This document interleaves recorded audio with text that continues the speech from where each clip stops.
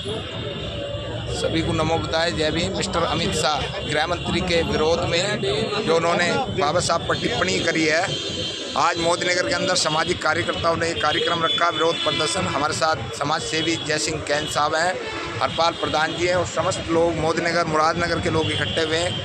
आज सर, आज का विषय विरोध प्रदर्शन वजह बोलूँ।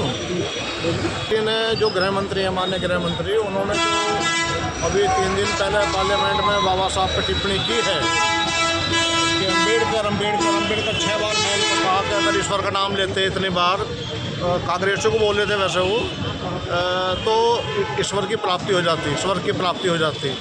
तो ये उसके विरोध में बाबा साहब जो इतना उन पर टिप्पणी करके उन्होंने ये प्रदर्शित किया है कि उनमें इतनी समझदारी जितनी होनी चाहिए थी गृह मंत्री में, उतनी समझदारी उनमें है नहीं। गृह मंत्री से या प्रधानमंत्री से या कोई बड़े मंत्री से ऐसी उम्मीद की नहीं जाती जैसा उन्होंने कह दिया है वहाँ। तो ये सब उसके विरोध में यहाँ ये आयोजन किया गया है और सब लोगों ने एक जबान से ये मांग की है गृह मंत्री जी से कि वो इसके लिए क्षमा मांग ले। कोई इसमें बुरा क्या है? अगर गलती हो गई है तो क्षमा मांगने में, माफ़ी मांगने में परेशानी क्या है? तो उसके लिए आयोजन किया गया है हमारे शोषित समाज के द्वारा। और प्रधानमंत्री से भी कहा गया है कि अगर वो माफ़ी ना मांगे तो उन्हें बर्खास्त करें। ये सब लोगों ने यहाँ मांग करी है और बस इसी बात को लेकर ये सब यहाँ इकट्ठे हुए। क्या नाम है आपका? नेपाल सिंह गौतम। हाँ जी। नेपाल सिंह अम्बेडकर। नेपाल सिंह अम्बेडकर। हाँ जी, क्या नाम है? हरपाल अम्बेडकर जी। अरुण कुमार अम्बेडकर जी। हर्षरूप अम्बेडकर जी। क्या नाम है आपका? वीरेंद्र सिंह जाटव। आपका नाम? अशोक कुमार, जगमोहन सिंह, राहुल जाटव तोड़ी। आनंद भारती, मेरा नाम राजेंद्र सिंह फरीदनगर। इंद्रजीत सिंह, तरुण जाटव एडवोकेट। संजय जाटव। आज जो ये विरोध प्रदर्शन पूरे देश के अंदर हो रहा है और इसका असर क्या होगा देश के अंदर, अमित शाह जो बोल रहे हैं? असर तो बहुत बड़ा हो रहा है भाई। इस देश के अंदर दलित, पिछड़े, जो बाबा साहब के बारे में अमित शाह ने जो टिप्पणी करी है, गृह मंत्री ने जो टिप्पणी करी है, बाबा साहब के गलत शब्द बोले हैं, उल्टे सीधे शब्द बोले, ये हमारे दलित समाज को, पूरे देश के अंदर अम्बेडकरवादियों को कभी बर्दाश्त नहीं हो पाएगा, न होने देंगे हम कभी भी। अपने महापुरुषों को जब तक हमारे महापुरुषों पर अपमान होने का काम करेंगे ये लोग, हम जब तक आवाज़ उठाते रहेंगे अपने महापुरुषों की। ना तो कभी हम झुके हैं, ना झुकने देंगे अपने बाबा साहब को, कभी महापुरुषों किसी को भी।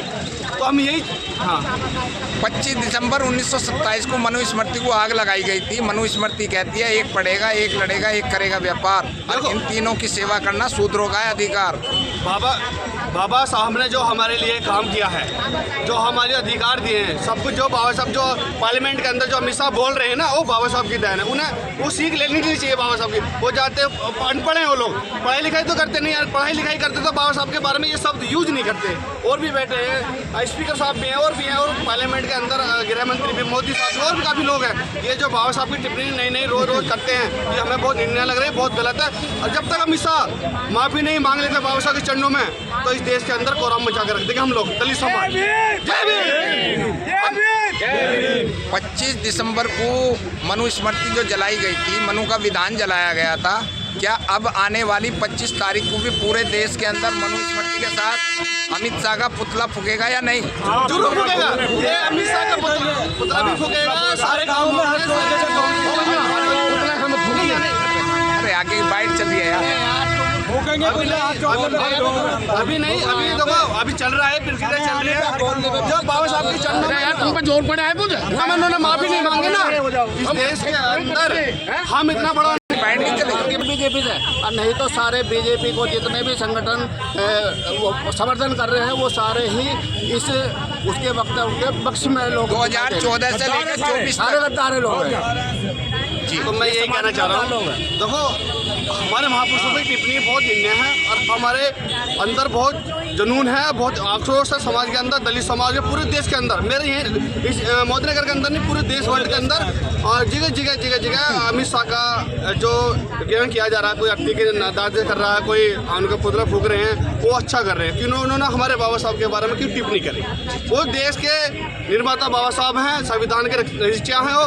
हम उनके कभी भी उनके जो सवाल करेंगे बाबा साहब पर, टिप्पणी करेंगे, हम कभी ज़िंदगी में बर्दाश्त नहीं कर सकते। ना बर्दाश्त होगी ना बर्दाश्त करेंगे। अभी तक बाबा साहब के जितना कोई पढ़ा लिखा ना हुआ है ना होएगा, और ये 12वीं पास लोग जो उन पर टिप्पणी करने गए, ऐसा कभी भी बर्दाश्त नहीं करा जाएगा। 131 सांसद भी तो बैठे हुए हैं, वहाँ 131 सांसद बैठे हैं, सारे नालायक हैं, सारे नालायक हैं जी।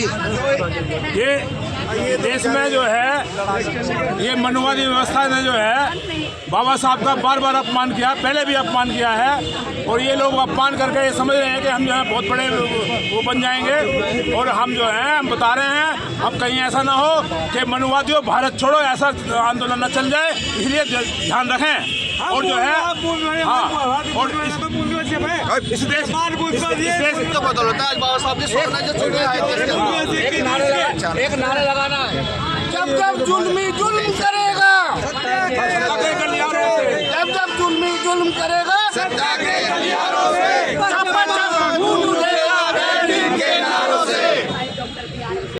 जी। आज जो ये सभा मोदीनगर के अंदर बुलाई है पूरे लोगों ने, कारण ये हो रहा है कि समाज के अंदर जो एक्टिविटी है वो व्हाट्सएप फेसबुक तक है, लेकिन ग्राउंड लेवल पर काम नहीं करते हैं लोग, और बाबा साहब डॉक्टर अम्बेडकर के जो विचार हैं उनको फॉलो नहीं करते। देखिए, मैं आपको बताना चाहूँगा कि पिछली बार भी एक हमारा बड़ा आंदोलन हुआ था 2018 में 2 अप्रैल को, और उस आयोजन का भी किसी ने कोई कभी जो है ऑर्गेनाइजेशन नहीं थी जी, जी। किसी की भी, और वो लोग जो है लोगों के अंदर एक जुनून था जो निकल के आया। और 2018 के 2 अप्रैल के आंदोलन में उस दौरान मैं बहुजन समाज पार्टी का विधानसभा अध्यक्ष था। शायद पश्चिम उत्तर प्रदेश में मोदीनगर से ज़्यादा कहीं भीड़ इकट्ठे हुई हो। हमारे लोग यहाँ 20,000 की संख्या में थे। शांतिप्रिय माहौल चल रहा था, शांतिप्रिय धरना प्रदर्शन चल रहा था, लेकिन कुछ असामाजिक तत्व आए और उन्होंने जो है माहौल को ख़राब किया, और जिसकी बदौलत बाद में जो है हमारे 20-25 लोगों को मुकदमेबाजी झेलनी पड़ी और समाज का बहुत बड़ा नुकसान हुआ। आज आईडीएम साहब आज की बताओ जो बीत गया उसे छोड़ो। उन्हीं बातों को मद्देनजर रखते हुए सारी चीज़ों को इकट्ठा करना भी जो है, जैसे प्रशासन ने हम लोगों को पाबंदियाँ लगाई हैं, थोड़ा सा उस मुद्दे पर ध्यान रखना पड़ता है। सिर्फ व्हाट्सएप और फेसबुक के माध्यम से सूचना दी और इतने सारे लोग आ जाए, इसके लिए हम उनका आभार व्यक्त करते हैं। अच्छा, विनोद प्रधान जी मुरादनगर से आए हैं और सामाजिक कार्यकर्ता हैं। तो विनोद जी, आज जो पूरे देश के अंदर विरोध हो रहा है, इसका क्या असर होगा? सबसे पहले दिक्कत है 10 साल होगी देश में, हमारा समाज सबसे ज़्यादा रोड पर है। 14 से लेकर 24 आ चुकी है और 25 की अब शुरुआत है। तो अमित शाह जी, ये देखिए, ये आज देश का बड़ा ही दुर्भाग्य है कि हमारे आज जो वर्तमान में चल रही सरकार का जो प्रतिनिधित्व कर रहे हैं अमित शाह, जैसे उस सदन में बाबा साहब के लिए जो शब्द इस्तेमाल किए गए हैं, कहा गया है कि ये लोग जितना अम्बेडकर करते हैं, काश भगवान का नाम लेते तो स्वर्ग मिल गया होता। इन्हें ये बताने की आवश्यकता है, जो ये अनुसूचित जाति के जो लोग हैं, इसमें एक वर्ग नहीं, ये कई वर्गों से बना हुआ ये अनुसूचित जाति आते हैं, शेड्यूल ट्राइब्स हैं, ये ओबीसी जो वर्ग है, इसी बाबा साहब की ही वो देन है। जो आरक्षण बाबा साहब ने इन लोगों को दिया, केवल एक आरक्षण एक चीज़ में नहीं दिया, शिक्षा का आरक्षण दिया, राजनीति का आरक्षण दिया और नौकरी का आरक्षण दिया। आज ये तीनों आरक्षण मिलकर के जो ये वर्ग खड़ा हुआ है, वो ये भारतीय जनता पार्टी देख करके भयभीत है और आज इधर उधर की बातें करते हैं। लेकिन मैं कहना चाहता हूँ अपने समाज से, अनुसूचित वर्ग से, क्योंकि इस वर्ग में केवल जाटव समाज नहीं है, पासी है, खटीक हैं, अन्य इतने सारे वर्ग हैं जो अनुसूचित जाति में आते हैं, शेड्यूल ट्राइब्स में आते हैं, ओबीसी वर्ग में आते हैं। मैं उन सभी से भाइयों से कहना चाहता हूं कि सब लोग इकट्ठा होकर के एक प्लेटफॉर्म के नीचे आकर के इस भारतीय जनता पार्टी को उखाड़ने का काम करना है, क्योंकि इनकी करनी और कथनी में दोनों में अंतर है।